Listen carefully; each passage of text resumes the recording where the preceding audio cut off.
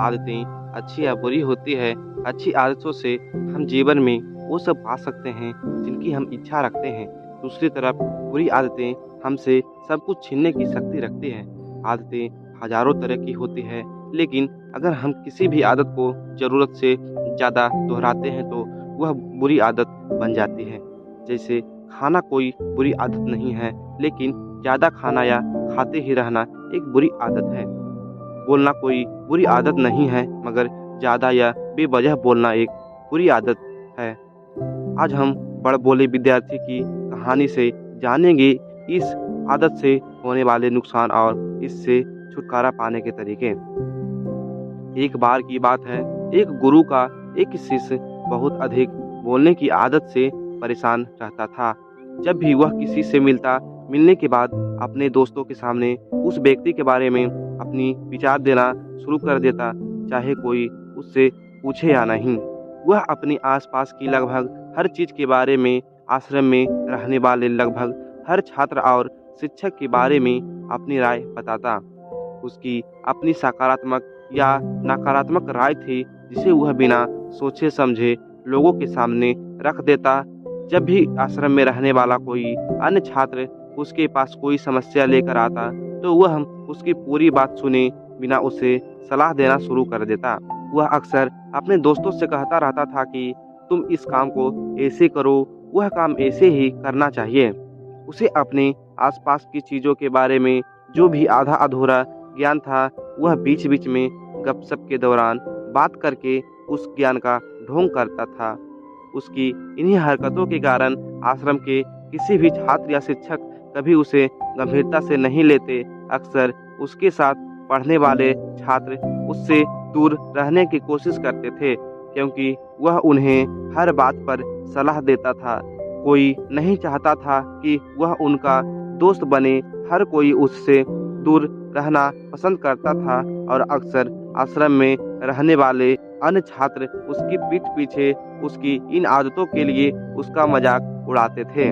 वह लड़का खुद भी जानता था कि उसके बहुत बोलने की आदत के कारण उसे कोई पसंद नहीं करता। वह भी इस आदत को बदलना चाहता था, लेकिन चाहकर भी हर बात पर अपनी राय देने की आदत नहीं छोड़ पाता था। एक दिन अपने गुरु के पास गया और अपनी सारी समस्या गुरु को बताई। गुरु ने कहा, बेटा, वही व्यक्ति जरूरत से ज़्यादा अधिक बोलता है जो सोचता है कि वह सब कुछ जानता है। ऐसा व्यक्ति जो मानता है कि वह बहुत कम जानता है और अभी भी बहुत कुछ सीखना है, वह कभी भी अधिक नहीं बोलता है और न ही अपनी राय देता है। तो पहले अपने अंदर से यह अभिमान दूर करो कि तुम सब कुछ जानते हो। शिष्य ने गुरु के सामने सिर झुकाया।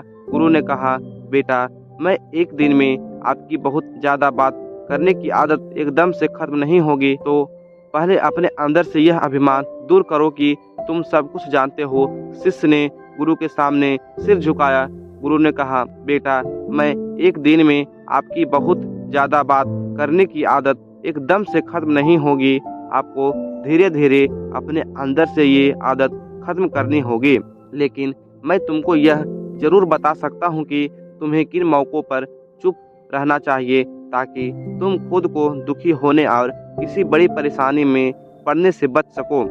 शिष्य ने गुरु की बात से सहमत होते हुए हाँ में सिर हिलाया। गुरु ने कहा, बेटा, इन 5 अवसरों पर प्रत्येक व्यक्ति को अपना मुंह बंद रखना चाहिए। पहला, जब आपको लगे कि आपकी बातों से कोई आपकी भावनाओं को नहीं समझ सकता, तो उस समय आपको चुप रहना चाहिए। अक्सर हम अपने दुख दर्द लोगों को बताना शुरू कर देते हैं, जबकि हमारे आसपास रहने वाले ज़्यादातर लोगों को इस बात से फर्क नहीं पड़ता कि हमारे जीवन में क्या चल रहा है। हर व्यक्ति को केवल अपनी परवाह है। वह केवल अपने बारे में बात करना चाहता है। वह केवल अपने बारे में सुनना चाहता है। उसे हमारे जीवन की परेशानियों की परवाह नहीं होती और वह हमारे बारे में सुनना नहीं चाहता है। वह आपकी दुखद कहानी 1 या 2 बार सुन सकता है, लेकिन उसके बाद वह आपसे दूर भागना शुरू कर देगा, क्योंकि कोई भी दुखी होना पसंद नहीं करता, किसी को भी एक उदास और असहाय व्यक्ति के साथ नहीं चाहिए होता है। इसलिए अपने कुछ करीबी दोस्तों और परिवार के अलावा किसी को भी अपनी परेशानी कभी ना बताएं, क्योंकि अक्सर वे आपकी बातों को समझने के बजाय उनका मजाक उड़ाते हैं। दूसरा, जब आपको नहीं पता कि किसी विशेष अवसर पर क्या कहना है या आपको किसी विशेष घटना के बारे में केवल आधा अधूरा ज्ञान है, तो ऐसे अवसर पर भी आपको चुप रहना चाहिए। ऐसा व्यक्ति जो आधा अधूरा ज्ञान होने के बाद भी उस विषय पर बात करता है, वह अक्सर उपहास के पात्र बन जाता है। ऐसे व्यक्ति को कोई भी गंभीरता से नहीं लेता है। इसलिए यहाँ वहाँ से प्राप्त आधी अधूरी और अनपरखी जानकारी के आधार पर कभी भी लोगों को समझाने की कोशिश नहीं करनी चाहिए। तीसरा, जब कोई व्यक्ति आपके सामने किसी तीसरे व्यक्ति की बुराई कर रहा हो, तो ऐसी स्थिति में आपको चुप रहना चाहिए। आपको कभी भी ऐसी नकारात्मक बातचीत का हिस्सा नहीं बनना चाहिए, क्योंकि आज वह व्यक्ति जो कर रहा है आपके सामने किसी तीसरे व्यक्ति की बुराई, कल किसी और के सामने आपकी भी बुराई करेगा। और इस बात की अधिक संभावना है कि आज आपने जिस तीसरे व्यक्ति की बुराई की है, उसे भी इस बात का पता चल जाते तो आप पर ही मुसीबत आ सकती है। इसलिए जब भी कोई व्यक्ति दूसरे व्यक्ति की बुराई करे या उसके गलत समय का मजाक उड़ाए, तो आपको बस उसकी बात सुननी है, अपनी कोई राय नहीं देनी है। अगर आप ऐसा करें तो भविष्य में आपके लिए समस्याएं खड़ी हो सकती है। चौथा, जब कोई आप पर क्रोध और घृणा से चिल्लाता है, आपका अपमान करने की कोशिश करता है, तो ऐसी स्थिति में आप दूसरे व्यक्ति की क्रोध और घृणा को चुप रहकर कम कर सकते हैं। चुप रहकर भी आप स्थिति को बिगड़ने से रोक सकते हैं। जब आप ऐसा नहीं करते हैं और दूसरे व्यक्ति के क्रोध का उत्तर क्रोध से ही देते हैं, तो परिणाम काफी भयंकर होता है।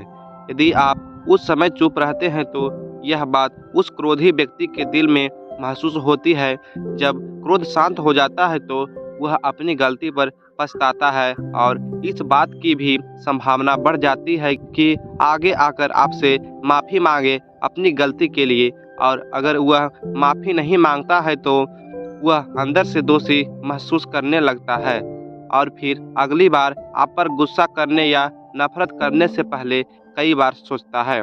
लेकिन आपको हर हाल में या हर समय चुप भी नहीं रहना चाहिए। अगर कोई गलत कर रहा है तो उसका जवाब आपको देना चाहिए, क्योंकि कुछ लोग ऐसे भी होते हैं जो हमारी खामोशी को हमारी कमजोरी समझते हैं।